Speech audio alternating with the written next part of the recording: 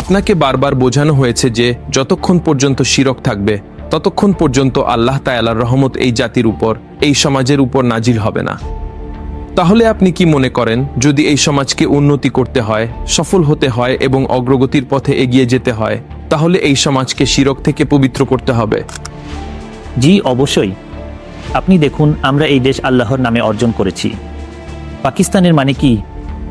লা ইলাহা ইল্লাল্লাহ, এমন একটি জায়গা যা পবিত্র। পবিত্র কিসের থেকে? শিরক থেকে পবিত্র, সব ধরনের খারাপ থেকে পবিত্র। তো শিরকি হচ্ছে মূল ভিত্তি। শিরকের বাইরে সুদের মধ্যে আমাদের পুরো অর্থনীতি ডুবে আছে, আর এখানে সুদী ব্যবস্থা দুর্ভাগ্যবশত চালু আছে।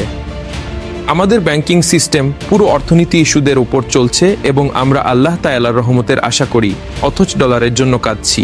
তাই সুদের অবসান হলে তবেই অর্থনীতির কিছু হতে পারে। জি অবশ্যই।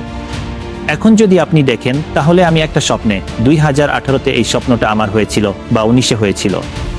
এটা ইতিমধ্যেই ইউটিউবে আপলোড করা আছে।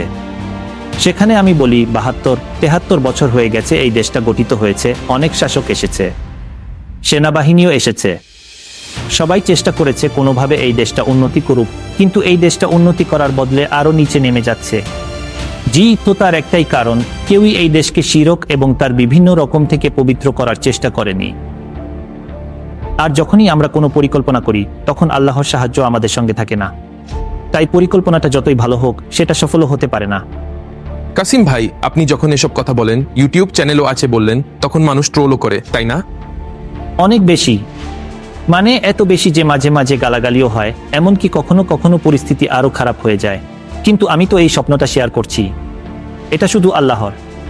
আপনি কারো ক্ষতি করছেন না। জি একদমই কারো না।